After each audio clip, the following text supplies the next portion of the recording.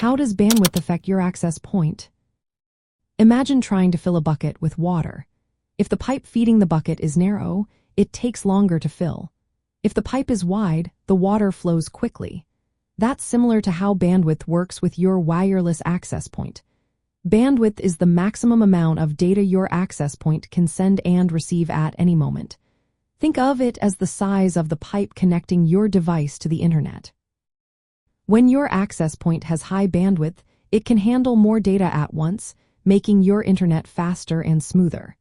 But if the bandwidth is low, it's like trying to pour water through a tiny straw. Your connection slows down, especially when many devices are using the network at the same time. Let's say you are streaming a high-definition video or playing an online game. If your access point doesn't have enough bandwidth, your video might buffer or your game could lag. This is because the data isn't moving fast enough to keep up with your activity.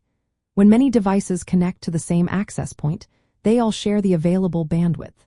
If one device starts downloading large files or streaming videos, it can hog the bandwidth, leaving less for other devices. That can cause slower speeds and more delays for everyone. Channel utilization is another factor.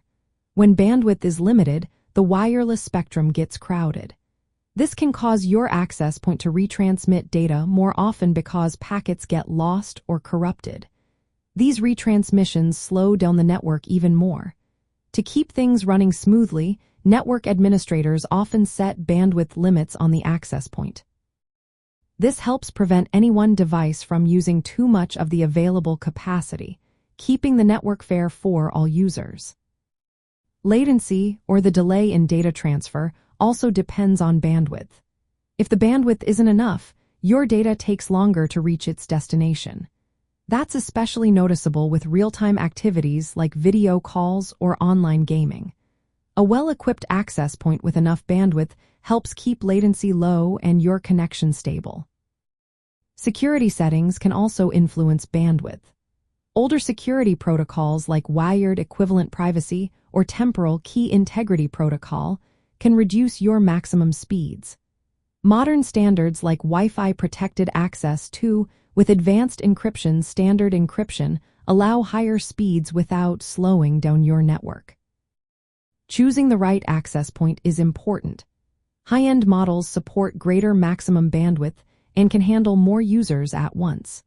If you have a busy office or a large home with many devices, investing in a powerful access point makes a big difference. Properly configuring your Wi-Fi standards and disabling outdated modes can also help optimize bandwidth use. Managing bandwidth at the access point level is a way to make sure everyone gets a fair share. Limiting individual device speeds can prevent one device from monopolizing the connection. But setting limits too low might slow down your own device unnecessarily.